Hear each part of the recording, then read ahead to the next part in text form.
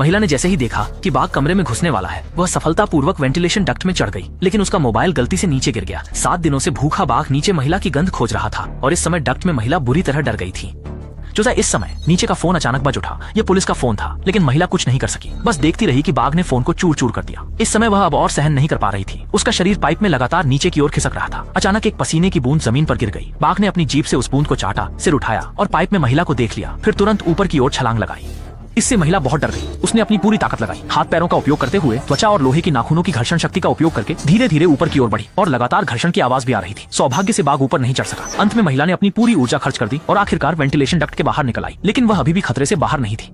वो तुरंत अपने भाई को लेकर बेडरूम में आई, कंप्यूटर चालू किया ताकि इंटरनेट के माध्यम से मदद मांग सके, लेकिन कंप्यूटर में पहले से ही नेटवर्क नहीं था। तभी बाघ अचानक ऊपर आ गया। उसने तुरंत कमरे के चारों ओर परफ्यूम छिड़क दिया और फिर अपने भाई के साथ बिस्तर के नीचे छिप गई। बाघ ने भी दरवाजा तोड़कर अंदर प्रवेश किया। अच्छी बात यह थी कि परफ्यूम की गंध ने उनके शरीर की गंध को छुपा दिया। अचानक भाई ने हाथ बढ़ाकर बाघ की पूंछ छूने की कोशिश की, जिसे महिला ने तुरंत रोक दिया। फिर बाघ एक छलांग में बिस्तर पर कूद गया। भारी शरीर ने बिस्तर के तख्ते को नीचे की महिला की ओर दबा दिया। तभी बाघ अचानक गायब हो गया। महिला ने सिर घुमाकर चारों ओर देखा, तभी उसने बिस्तर के पीछे से जोरदार दहाड़ सुनी। फिर बाघ बिस्तर के नीचे घुस गया और उसकी विशाल ताकत ने पल भर में बिस्तर को पलट दिया। भाई बहन बिस्तर के कोने में फंस गए, लेकिन इससे बाघ के हमले का रास्ता भी रुक गया।